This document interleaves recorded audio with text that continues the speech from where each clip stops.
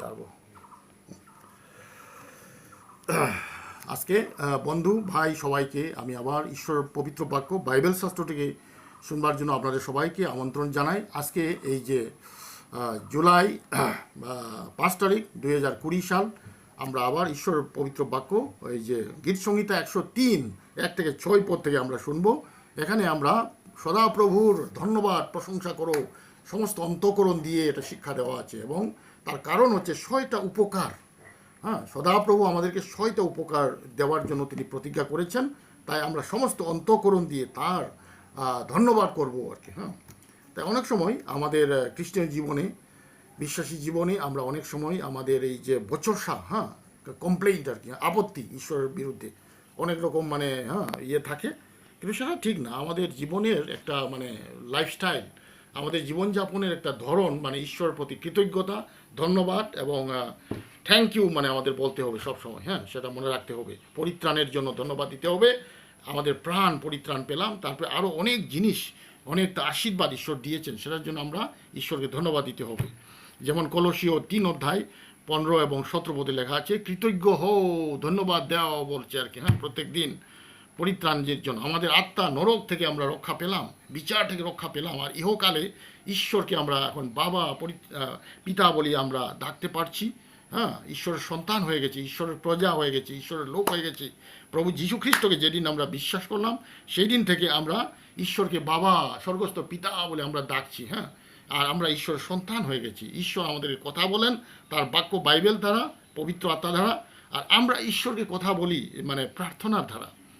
তাই এই জন্য আমরা ঈশ্বরের লোক, ঈশ্বরের প্রজা, ঈশ্বরের সন্তান হিসাবে ঈশ্বর আমাদেরকে 6টা উপকার দিয়েছেন এবং প্রতিজ্ঞা করেছেন। 6টা উপকারের প্রতিজ্ঞা করেছেন গীত সংহিতা 103 1 থেকে 6 পদের মধ্যে।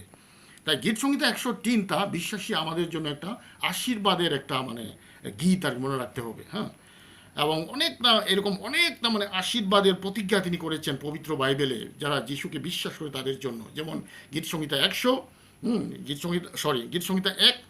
1 অধ্যায় 3 পদের মধ্যে লেখা আছে, যাহা কিছু তোমরা করবে সেখানে কার্যকারিতা হবে, সাফল্য হবে লেখা আছে। গীত সংহিতা 23, হ্যাঁ, সদাপ্রভু আমার সহায়, আমার অভাব হইবে না। হ্যাঁ, গীত সংহিতা 16, সদাপ্রভুর আমার ডান দিকে সদাপ্রভুর উপস্থিতি। গীত সংহিতা 91, সেখানে যে সদাপ্রভুর পরাৎপরের ছায়ায় চলে, হ্যাঁ, তারা সুরক্ষিত। হ্যাঁ, তারপরে গীত সংহিতা 121, সমস্ত ভ্রমণের জন্য, যেখানে আমরা যখন ঘরের বাইরে যাই ঈশ্বর আমাদের রক্ষা করবেন, এটা এই প্রতিজ্ঞা আর কি, এই যে গীত সংহিতা 121।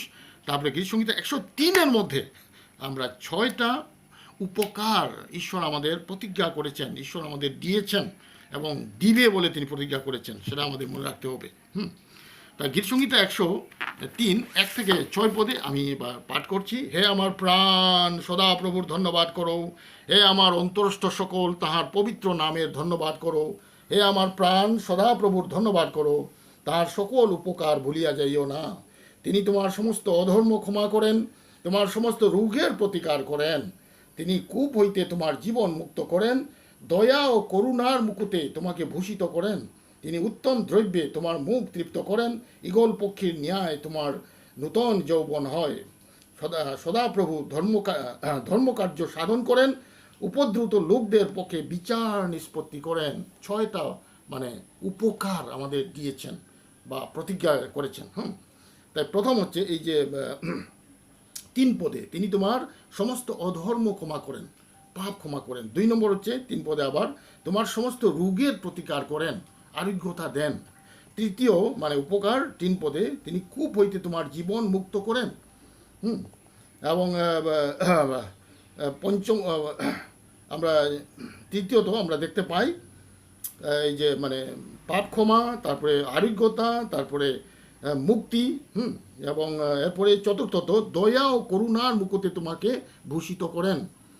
পঞ্চমত উত্তম দ্রব্যে তোমার মুখ তৃপ্ত করেন আর কি। হ্যাঁ, এবং ষষ্ঠ 6 নম্বর সুবিচার বা এই যে 6 পদে উপদ্রুত লোকদের পক্ষে বিচার নিষ্পত্তি করেন লেখা আছে। হ্যাঁ, তাই আমরা এই যে 6টা উপকার সদাপ্রভু আমাদেরকে প্রতিজ্ঞা করেছেন বিশ্বাসী খ্রিস্টান আমাদের প্রত্যেককে, এটা হচ্ছে পাপ ক্ষমা 3 পদ, আরোগ্যতা 3 পদ, মুক্তি 4 পদ, প্রেম বা করুণা দয়া 4 পদ, তৃপ্তি 5 পদ এবং 6 পদে ন্যায় বিচার আর কি 6টা। হ্যাঁ, তাই আমরা আসুন আমরা এক একটা করে আমরা এটা এই যে আশীর্বাদগুলা এই উপকারগুলা আমরা একটু মানে ধ্যান করব। তাই প্রশ্ন হচ্ছে যে আপনি কি প্রভু যীশু খ্রিস্টকে নিজের ত্রাণকর্তা এবং প্রভুরূপে গ্রহণ করেছেন? যদি আপনি পাপে আছেন তাইলে শান্তি পাবেন না, মনে রাখবেন। হ্যাঁ, ইহকালে অশান্তি, হ্যাঁ, পরকালে বিচার আছে, পাপের জন্য একটা বিচার আছে, তারপরে নরকদণ্ডের ভয় আছে। হ্যাঁ, তাই ঈশ্বর আহ্বান করছেন আপনাকে, হ্যাঁ, পরিশ্রান্ত ভারাক্রান্ত লোক সকল আমার নিকটে আইসো, আমি তোমাদেরকে বিশ্রাম দিব আর কি। মথি 11 অধ্যায় 28 পদে। তাই প্রভু যীশু খ্রিস্ট আহ্বান করছেন যে প্রত্যেক মানব জাতিকে, প্রত্যেক পাপীকে, প্রত্যেকে যারা পাপে জীবনযাপন করছেন, ঈশ্বরবিহীন জীবনযাপন করছেন, বিভিন্ন দেবদেবী পূজা করে, হ্যাঁ, অন্ধ হয়ে, আত্মিকভাবে অন্ধ হয়ে আমরা ভুল পথে চলছি, সুপারস্টিশন বা অন্ধবিশ্বাসে চলছি, হ্যাঁ, অন্ধকারে আছি, আমাদেরকে তিনি আহ্বান করছেন, আসো আমি তোমাদেরকে বিশ্রাম দিব। পাপ ক্ষমা পেয়ে আমরা বিশ্রাম, শান্তি পাবো, আত্মাতে বিশ্রাম পাবো। হ্যাঁ, তাই প্রভু যীশু খ্রিস্টকে নিজের ত্রাণকর্তা প্রভুরূপে গ্রহণ করুন, পাপ থেকে অনুতপ্ত হয়ে। কেননা প্রভু যীশু কালভেরি ক্রুশে তিনি আমাদের পাপের বোঝা নিয়ে তিনি মহাপ্রায়শ্চিত্ত সাধন করেছেন। হ্যাঁ, এই যে ইব্রিয় 10 অধ্যায় 12 এবং 14 পদ পবিত্র বাইবেলে লেখা আছে, যীশু খ্রিস্ট তিনি ইচ্ছায়, নিজের ইচ্ছায় আমাদের সকল মানুষের পাপভার নিয়ে তিনি মহাপ্রায়শ্চিত্ত সাধন করলেন ক্রুশের উপরে। তিনি মরলেন, কবরে গেলেন, আবার মৃত্যুকে জয় করে তৃতীয় দিবসে আবার পুনর্জীবিত হয়ে উঠলেন। তার এই যে মৃত্যু, এটা হচ্ছে মহাপ্রায়শ্চিত্ত। এবং একই প্রায়শ্চিত্ত দ্বারা মানে একটা পাপী যে বিশ্বাস করে তার সকল পাপ একবারে মানে 1 সেকেন্ডের মধ্যে নিয়ে যায় কালভারি ক্রুশের উপরে, এবং সেখানে প্রায়শ্চিত্ত করে এটা শেষ করা হয়। এই পাপগুলো আর ফিরে আসবে না। যেমন আমি আজকে বিশ্বাস করলাম, আমার সমস্ত পাপ, আমার অতীতের পাপ, বর্তমানের পাপ, ভবিষ্যতের পাপ সব একসঙ্গে কালভারি ক্রুশে চলে গেল একবারে চিরকালের জন্য। ক্রুশের প্রায়শ্চিত্তে মানে মানে সেটা শেষ হয়ে গেছে। আর প্রভু যীশু সেটা পাপ শেষ করে তিনি কবরে গেলেন, আবার মৃত্যুকে জয় করে আবার ফিরিয়া মানে উঠলেন, পুনর্জীবিত হয়ে উঠলেন। তিনি হচ্ছেন জীবন্ত ত্রাণকর্তা। আমি তাকে বিশ্বাস করে নিজের ত্রাণকর্তা প্রভুরূপে আমার অন্তরে গ্রহণ করলাম। তা এইভাবে আপনিও পাপ থেকে মন ফিরান, বলুন, প্রভু যীশু আমি একজন পাপী, আমার পাপের জন্য আপনি যে কালভারি ক্রুশে প্রায়শ্চিত্ত করেছেন, কবরে গেছেন, আবার মৃত্যুকে জয় করে পুনরুত্থিত হয়েছেন, সেটা আমি বিশ্বাস করি।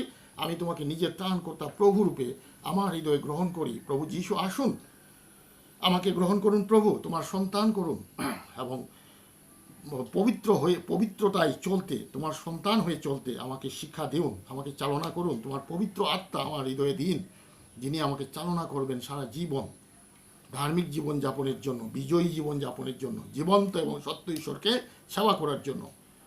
প্রভু যীশু তোমার পবিত্র নামে চাইলাম, আমেন।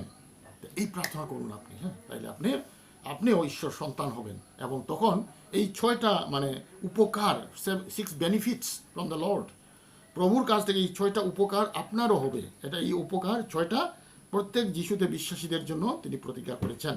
তাই প্রথম প্রতিজ্ঞা হচ্ছে মানে এই 3 পদে যে তোমার অপরাধ সকলের, মানে এই যে 3 পদে তিনি তোমার সমস্ত অধর্ম ক্ষমা করেন, সমস্ত অধর্ম পাপ ক্ষমা করেন। এই যে বললাম আমি, মার্ক 2 অধ্যায় 5 পদে লেখা আছে পবিত্র বাইবেলে যে প্রভু যীশু মানে একটা রুগী, যে তার কাছে বেমার ভালো হইবার জন্য আসছিল, পক্ষাঘাতী রুগী। প্রভু যীশু বলছেন, বৎস তোমার পাপ সকল ক্ষমা হইল, আমি তোমার সমস্ত পাপ ক্ষমা করিয়া দিলাম আর কি। পাপ ক্ষমা পেয়েছেন। তারপরে 11 পদে, মার্ক 2:11 লেখা আছে, তুমি উঠো এবং তোমার বিছনা নিয়া খাট লইয়া তোমার ঘরে যাও গিয়া। তখন উঠিয়া দেখি তার বেমারটা এমনি আপনি ভালো হয়ে গেছে, পাপ ক্ষমা পাইল, আর বেমারিটাও ভালো হয়ে গেছে, পক্ষাঘাত রোগী থেকে ভালো হয়ে গেছে।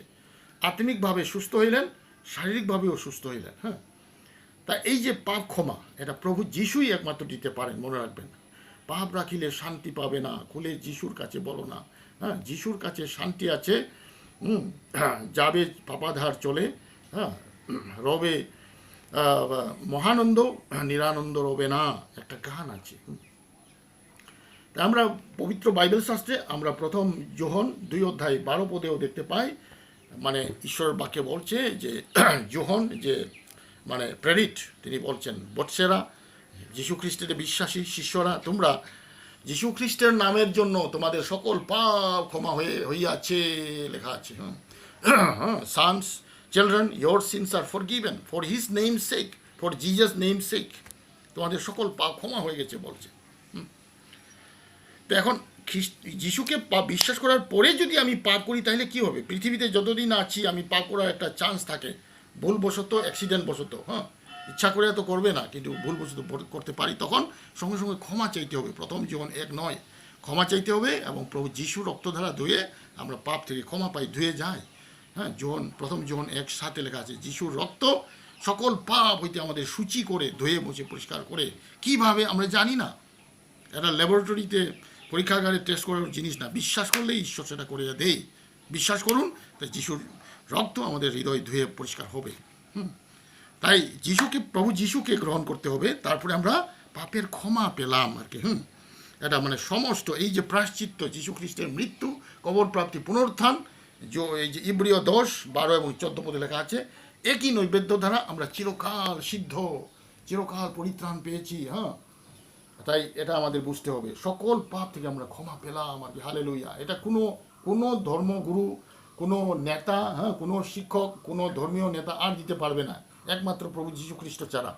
কেননা তিনি যে ক্রুশে মরলেন, এটা তার দেহ, মানে নিষ্পাপ দেহ, ঈশ্বরের পুত্রের দেহ, নিষ্পাপ, কোনো পাপ নাই। এই নিষ্পাপ দেহ আপনার জন্য, আমার জন্য মানে মহাপ্রায়শ্চিত্ত সাধন করলেন, কালবীর ক্রুশে মরলেন। তার এই মৃত্যু, কবর প্রাপ্তি, পুনরুত্থান, ইহার দ্বারা আমরা পরিত্রাণ পাই। মৃত্যুর পরে তিনি আবার 40 দিন শিষ্যদের সঙ্গে ছিলেন, তারপরে স্বর্গে উঠলেন, স্বর্গারোহণ করলেন। এখন স্বর্গস্থ পিতার ডান দিকে তিনি বসে আছেন, আমাদের জন্য প্রার্থনা করছেন। তাই প্রভু যিশুর কাছে আমরা যখন বিশ্বাস করি, আমরা প্রথম একটা উপকার পাইলাম, সেটা হচ্ছে পাপ ক্ষমা পেয়েছি। মনে রাখতে হবে, এটা হচ্ছে সবচেয়ে বড় মানে আশীর্বাদ। এটা আপনার ওই যে তীর্থযাত্রা করলে, মক্কায় গেলে, তারপরে ইয়েতে, বড় বড় মানে এই যে ধর্মস্থানে গেলে হবে না। এটা একটা রক্তসেচনের একটা প্রায়শ্চিত্ত লাগে, নিষ্পাপ রক্তের প্রায়শ্চিত্ত, এবং সেটা একমাত্র প্রভু যীশু খ্রিস্ট পৃথিবীতে তিনি দিতে পেরেছিলেন, এবং সেই প্রায়শ্চিত্তের দ্বারা একটা পাপী মানুষ পরিত্রাণ পেতে পারে। 1 নম্বর উপকার, পাপ ক্ষমা। 2 নম্বর হচ্ছে মানে যে আরোগ্যতা। এই যে 3 পদে লেখা আছে, তোমার সমস্ত রোগের প্রতিকার করেন। শারীরিক রোগ, ম্যালেরিয়া, এই যে ভাইরাস কোভিড-19, তারপরে জ্বর, সর্দি, তারপরে ক্যান্সার, তারপরে এইডস, কত রকম বেমার আছে রে ভাই। তারপরে স্কিন ডিজিজ, আই ডিজিজ, চোখের বেমার, ব্রেইনের বেমার, টিউমার, অনেক রকম বেমার, সংসারে আর কয়ে লাভ নাই। তো মনে রাখবেন যে পৃথিবীতে যেদিন ঈশ্বর মানুষকে সৃষ্টি করলেন পুরুষ এবং স্ত্রীলোক হিসাবে, আদম হওয়া, বেমারই ছিল না, অসুস্থতা ছিল না। কিন্তু পাপ যেদিন করলেন তারা, ঈশ্বর অবাধ্য হইলেন, এই যে খাবার, এই যে সদ অসৎ জ্ঞানের ফল খাইলেন, সেই দিন থেকে পাপ মানে পৃথিবীতে মানে সরে পড়েছে। মানুষের জীবনে, বংশে, আদম হবার বংশগুলিতে পাপ মানে এসে গেছে। তখন গিয়া অসুখ বিসুখ, হিংসা, নিন্দা, ঝগড়া, অশান্তি, দুঃখ, লড়াই, যুদ্ধ, সব মানে পাপের ফল এগুলা। রোগ ব্যাধি, এটা হচ্ছে পাপের একটা ফল, অনেকটা ফলের মধ্যে একটা ফল, মনে রাখতে হবে। এবং প্রভু যিশু, তিনি জীবন্ত ঈশ্বর, তিনি যখন পৃথিবীতে ছিলেন, তিনি মানে 33.5 বৎসর শারীরিকভাবে পৃথিবীতে ছিলেন, তখন তিনি সকল রোগীকে সুস্থ করেছিলেন। এই যে মথি 8:16 পদে লেখা আছে, সকল রোগীকে তিনি সৃষ্টি করলেন, আরোগ্যতা দিলেন। মথি 9:35 পদে লেখা আছে, সকল রোগীকে তিনি আরোগ্যতা দিলেন। এবং এটা তার একটা মিনিস্ট্রি ছিল। তবে পৃথিবীতে যতদিন আছি, এখন আমরা এই পাপের ফল ভুগতে হবে, মানে এই যে রোগ ব্যাধি আসবে আমাদের জীবনে। কিন্তু ঈশ্বর এমনভাবে একটা ব্যবস্থা করেছেন যে ঈশ্বর এই যে প্রেরিতদের জীবনে মানে কাউকে তিনি দান দিয়েছিলেন যেন আরোগ্যতার জন্য, বেমারিকে ভালো করার জন্য। যেমন 1 করিন্থীয় 12:30 পদে লেখা আছে যে রোগ মানে আরোগ্যতার দান, পবিত্র আত্মার দান। কিন্তু পরে যখন বাইবেলের প্রতিজ্ঞাটা শেষ হইল, বাইবেলের লেখা সম্পূর্ণ হইল, তখন ঈশ্বর মণ্ডলীকে দিলেন এই দানটা, আরোগ্যতার দানটা। যাকব 5:14 পদে লেখা আছে, তোমাদের মধ্যে কেউ কি অসুস্থ? তাইলে মণ্ডলীর প্রাচীনদেরকে ডাকুন, পাস্টারদেরকে ডাকুন, যেন তারা যেন তেল অভিষেক করে প্রভুর নামে তারা যেন প্রার্থনা করে। তো বিশ্বাসের প্রার্থনা এই বেমারিকে ভালো করবে লেখা আছে। মণ্ডলীকে এই দান দেওয়া হয়েছে। কেন একজনকে প্রেরিতদেরকে যখন দেওয়া হয়েছিল কাউকে কাউকে, তারা প্রার্থনা করলে বেমার ভালো হইতো। হ্যাঁ, কিন্তু পরে সেই একজনকে দেওয়া ইন্ডিভিজুয়াল যে মানে স্পিরিচুয়াল গিফট সেটা তোলা হয়ে গেছে। পরে মণ্ডলীকে এটা দেওয়া হয় সবাইকে, ঈশ্বর বিশ্বাসীরা প্রার্থনা করলে ঈশ্বর ভালো করবেন। কেন বলছি, এই যে 2 তিমথি 4:20 পদে মানে ট্রফিমাস একজন শিষ্য পৌলের সঙ্গে প্রচার করছিলেন, কিন্তু বেমার হইল, কিন্তু পৌল ভালো করতে পারেন না। আগে তো ভালো করছে, কিন্তু এটা এই দানটা সরানো হয়ে গেছে, তার ভালো করতে পারে না। ট্রফিমাকে আমি রাখলাম, রেখে এসেছি, সে বেমার, অসুস্থ। 2 তিমথি 4:20 লেখা আছে। তা এখন মণ্ডলীকে মানে এই দানটা দেওয়া হয়ে গেছে আর কি। হ্যাঁ, তো মোট কথা, মণ্ডলী বিশ্বাসী, যীশু খ্রিস্টতে বিশ্বাসী আমরা মিলে যখন কারোর জন্য প্রার্থনা করি, যদি প্রভুর ইচ্ছা হয় আজকেও তিনি আশ্চর্য কাজ করতে পারেন, সুস্থ করতে পারেন, আরোগ্যতা দিতে পারেন। এটা তার প্রতিজ্ঞা। আর স্বর্গে কোনো বেমারি নাই। যিশুতে বিশ্বাস করলে আমরা পরকালে স্বর্গে যাব, নরকে যাব না, বিচারে দাঁড়াবো না। হ্যাঁ, স্বর্গে গেলে স্বর্গে কোনো অভিশাপ নাই, কোনো অসুখ বিসুখ, হ্যাঁ, কান্নাকাটি, দুঃখ, যুদ্ধ কিচ্ছু নাই। সমস্ত অভিশাপ শেষ পৃথিবীর জিনিসগুলা। স্বর্গে শান্তি, আনন্দ, প্রেম, ঈশ্বরের সহভাগিতা, পিতা ঈশ্বরের সহভাগিতা আছে। তো স্বর্গে কোনো বেমার কিছু নাই। আর এই ন্যাচারাল ডিসাস্টার, এই যে প্লাবন, বন্যা, তারপরে ভূমিকম্প, তারপরে এইসব কিচ্ছু নাই। মনে রাখতে হবে। তা এটা একটা প্রতিজ্ঞা আর কি, যে আরোগ্যতা আর কি। হ্যাঁ, এবং 3 নম্বর হচ্ছে মানে 3 নম্বর উপকার ঈশ্বর দিয়েছেন, সেটা হচ্ছে মুক্তি। 4 পদে লেখা আছে।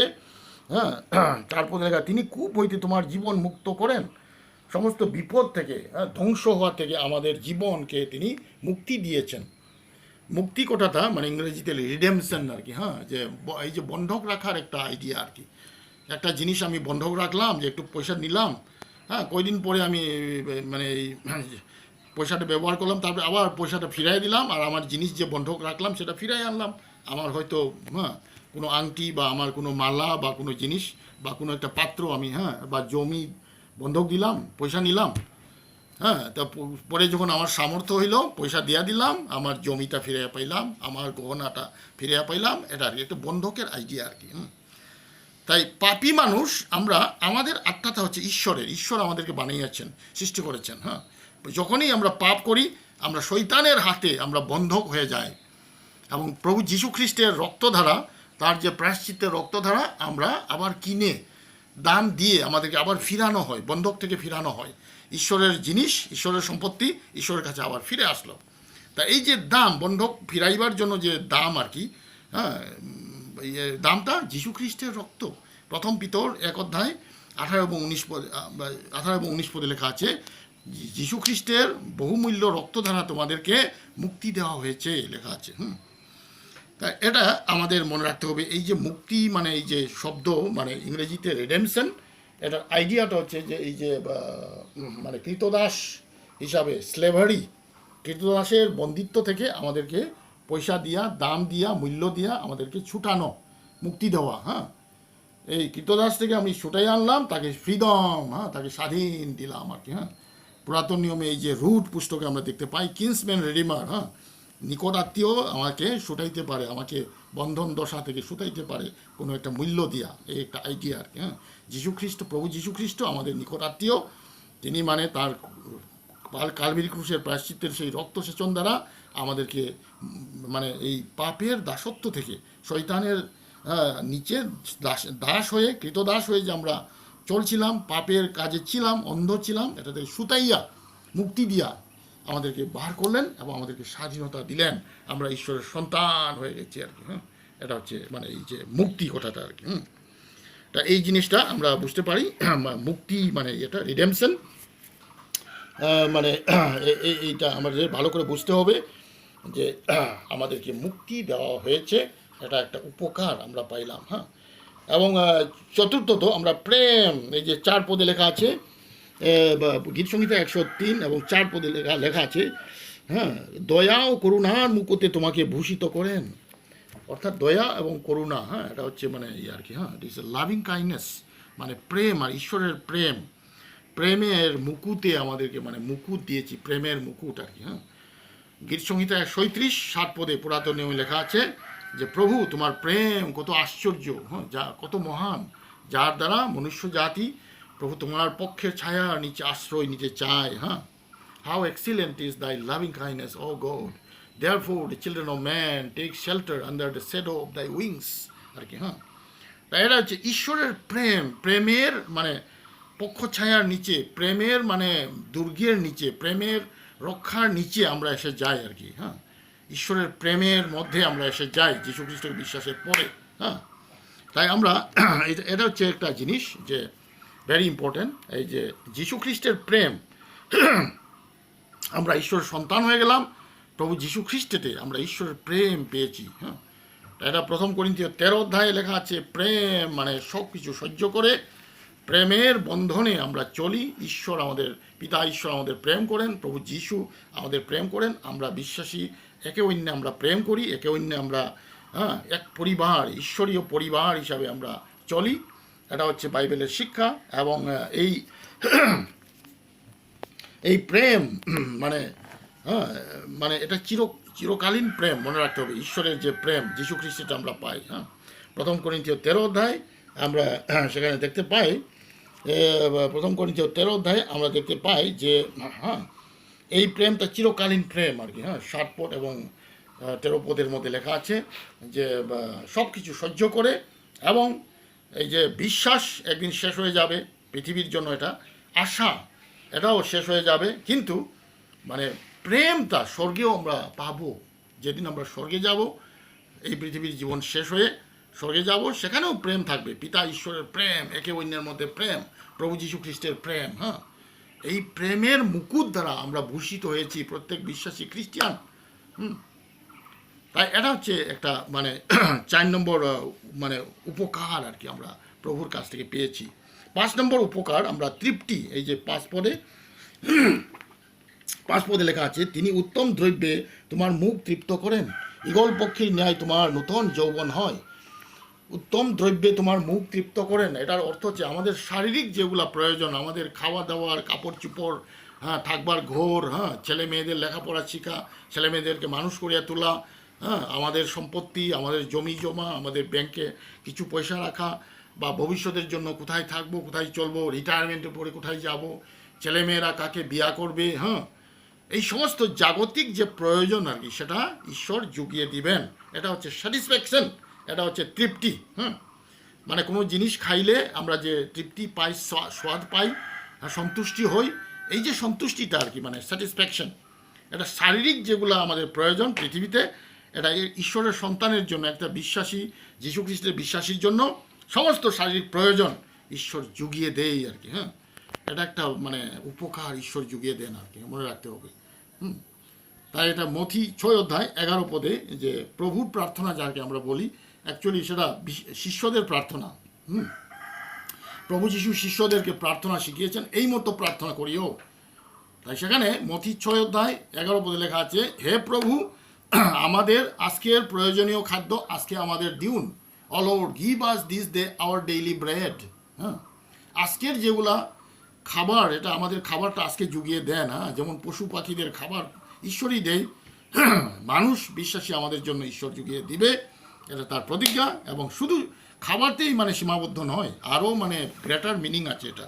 মানে শারীরিক যেগুলো প্রয়োজন, পৃথিবীতে জীবন ধারণে যা প্রয়োজন, আমার যে কাপড় লাগে, আমার যে ঘর লাগে, আমার যে সাইকেল লাগে, মোটর সাইকেল লাগে, আমার ছেলে মেয়েদের লেখাপড়া শিখতে লাগে, ভবিষ্যতের জন্য কোথায় থাকবো, কি করব, এটা একটা মানে একটা লাইন লাগে, সামান্য অর্থ উপার্জন, ইনকাম লাগে, একটা চাকরি, একটা কাজ লাগে, ঈশ্বর এগুলো জুগিয়ে দিবে। এটা হচ্ছে আমাদের প্রয়োজনীয় খাদ্য। আজকের জন্য দাও প্রভুর কাছে, আমরা চাইয়া থাকি। তাই এটা হচ্ছে মানে এটা হচ্ছে মানে তৃপ্তি দান, ঈশ্বর তৃপ্ত করবেন আমাদের মুখকে, আমাদের জিহ্বাকে, অর্থাৎ শারীরিক যেগুলো প্রয়োজন সেটা ঈশ্বর জুগিয়ে দিবেন। এটা হচ্ছে মানে এটা হচ্ছে একটা 5 নম্বর মানে প্রতিজ্ঞা আর কি, মনে রাখতে হবে। তাই এটা এই যে মানে এটা হচ্ছে মানে একটা একটা গল্প বলছি যে আমি একবার মানে আমি পাস্টার নবীন সিং, আমি একবার আমেরিকাতে গিয়েছি 2003 সালে, এই যে ডক্টর অফ মিনিস্ট্রি পড়বার জন্য। এবং সেখানে আমার যাত্রাতে আমি ক্যালকাটা এয়ারপোর্ট থেকে লন্ডন প্রথমে যাই, তারপর লন্ডন থেকে আবার ফিলাডেলফিয়া যাই। তাই লন্ডন থেকে ফিলাডেলফিয়া সেটা এই যে আটলান্টিক ওশিয়ান মহাসাগর পার হইতে লাগে প্লেনে। তারপরে ক্যালকাটা থেকে লন্ডন এটা 11 ঘন্টার জার্নি একবারে এক নাগারে। হ্যাঁ, এই যে বোয়িং 747 এই যে প্লেন তারা যাইতে হয়। এবং এর মধ্যে আমি ক্যালকাটা লন্ডনে যখন গেলাম তখন গিয়া মানে একটা ট্রানজিট মানে ইয়ে আছে 4 ঘন্টার মতো মানে সেখানে অপেক্ষা করতে হয় আমেরিকার আরেকটা প্লেন লন্ডন টু ফিলাডেলফিয়া ধরবার জন্য।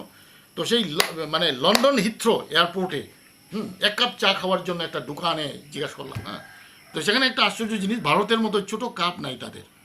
হ্যাঁ, চা খাওয়া মানে একটা বড় একটা গ্লাস আর কি। হ্যাঁ, তা একটা বড় গ্লাস একটা এটা এক কাপ চা মানে একটা গ্লাস মানে চা আর কি। হ্যাঁ, আর এটার দাম ভারতবর্ষে হয়তো 5 টাকা, কিন্তু লন্ডন হিথ্রোতে লন্ডনে এক কাপ চায়ের দাম হচ্ছে 80 টাকা, 1 পাউন্ড আর কি। হ্যাঁ, ব্রিটিশ মানে একটা টাকা এই যে পাউন্ড।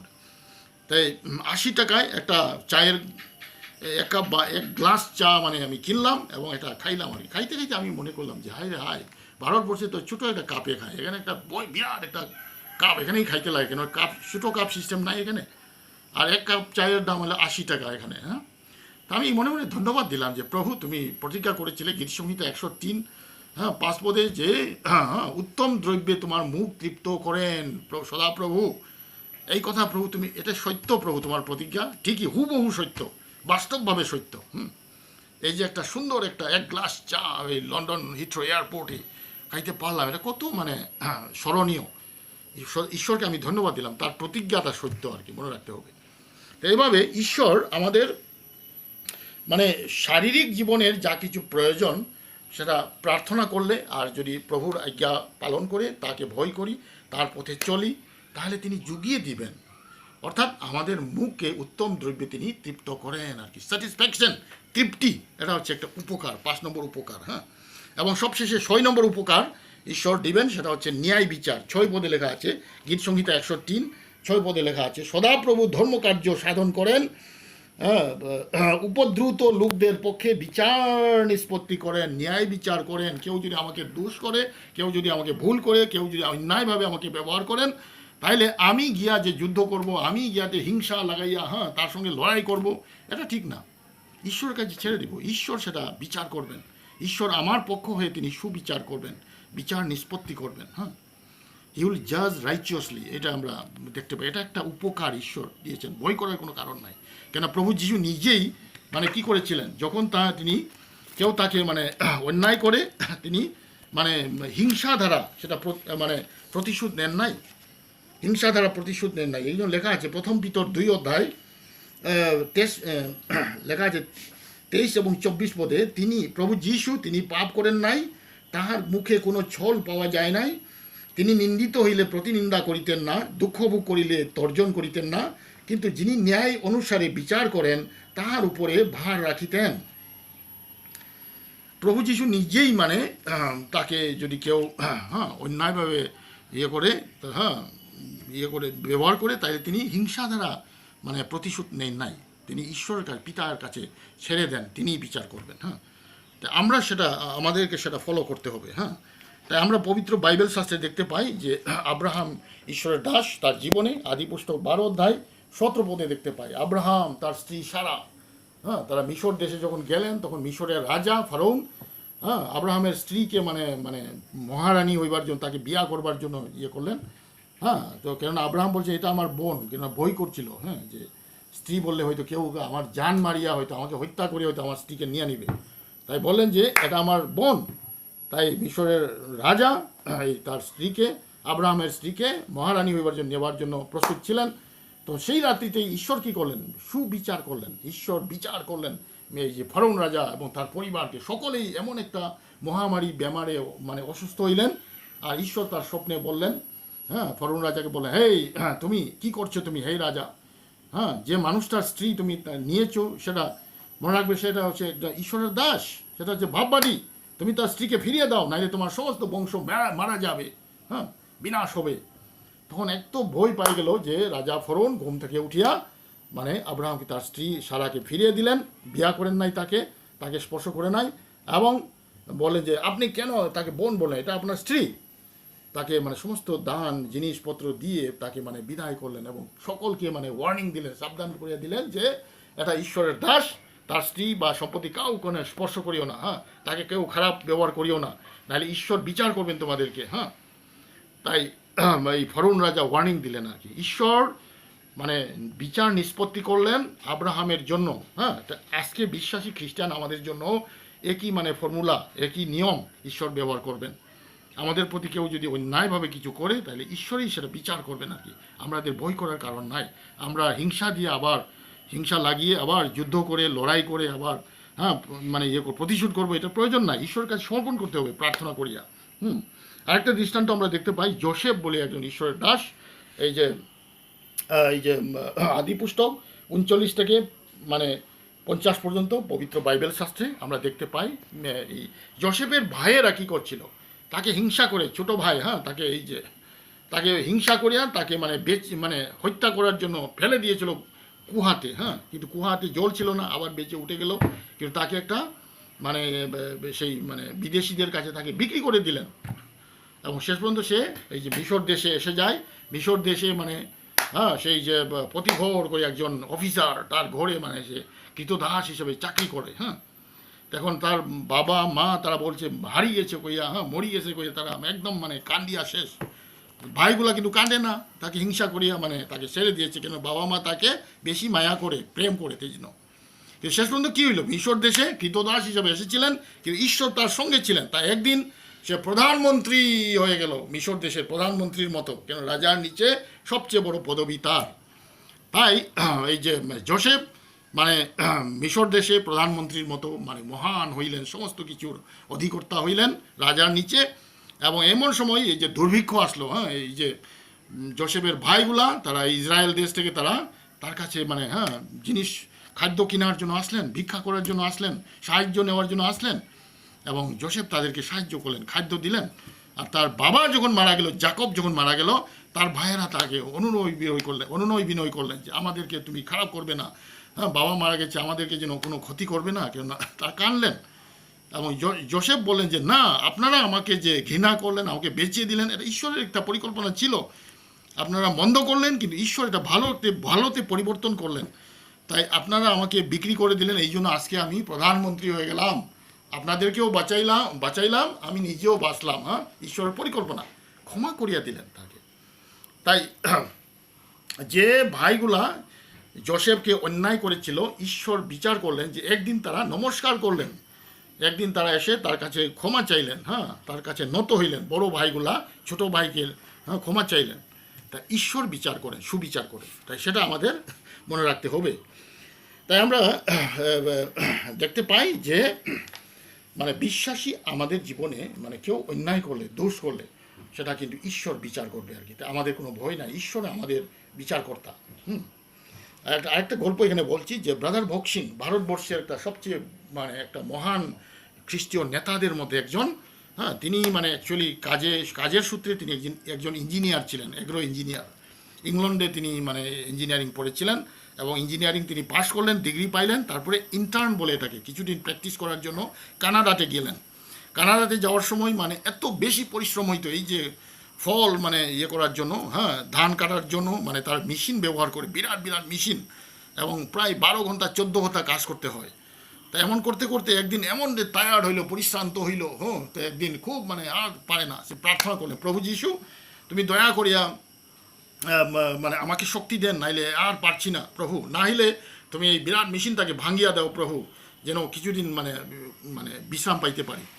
তা ঈশ্বর ব্রাদার ভগৎ সিংয়ের এই প্রার্থনার উত্তর দিলেন, এবং বিরাট মেশিনটা ভেঙে গেল আর কি, হ্যাঁ। তাই 4 দিন ছুটি পাইলেন, সবেতন ছুটি পাইলেন, হ্যাঁ, উইথ দ্য ওয়েজেস, তার যে ইয়ে হয় বেতন পাইয়া ছুটি পাইলেন 4 দিন। তার লেবারগুলোও ছুটি পাইলেন, সেও ছুটি পাইল, হ্যাঁ। তাই ব্রাদার ভগৎ সিং বলছেন কালকে গিয়ে আপনারা মেশিন ভাঙবার জন্য প্রার্থনা করবেন না ভাই, তিনি বললেন, হ্যাঁ। মানে ঈশ্বর বিচার করলেন যে একজন মানুষকে এত বেশি পরিশ্রম করা মানে ঠিক না, অতিরিক্ত। তাই ঈশ্বর এই মেশিনটা ভাঙলেন আর কি, হ্যাঁ। ঈশ্বর সুবিচারক, সেটা আমরা দেখতে পাই। তাই 6টা উপকার ঈশ্বর যিশুতে বিশ্বাসী তার সন্তানদের জন্য তিনি প্রতিজ্ঞা করেছেন। সেই জন্য আমরা সকল অন্তঃকরণ দিয়ে সদাপ্রভুকে ধন্যবাদ দিতে হবে, প্রশংসা করতে হবে।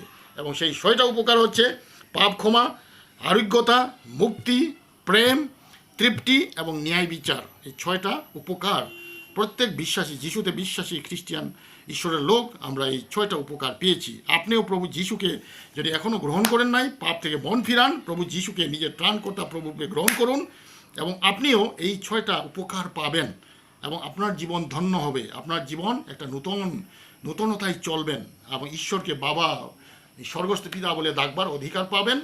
আর আপনি ঈশ্বর সন্তান হবেন, ঈশ্বরের পবিত্র আত্মা আপনার ভিতরে এসে যাবে আর আপনি ঈশ্বরের প্রজা হবেন। হ্যাঁ, ইহকালে শান্তি, পরকালে স্বর্গবাসের নিশ্চয়তা আপনি পেয়ে যাবেন পরিত্রাণের অধিকারী হয়ে। ঈশ্বর আপনাকে আশীর্বাদ করুন। আমার শ্রোতা সবাইকে ধন্যবাদ। আবার আমরা পরের রবিবারে আমরা দেখা হবে। ঈশ্বর আপনাদের সবাইকে ভালো রাখুন, আশীর্বাদ দেন। শোনার জন্য ধন্যবাদ। Thank you very much.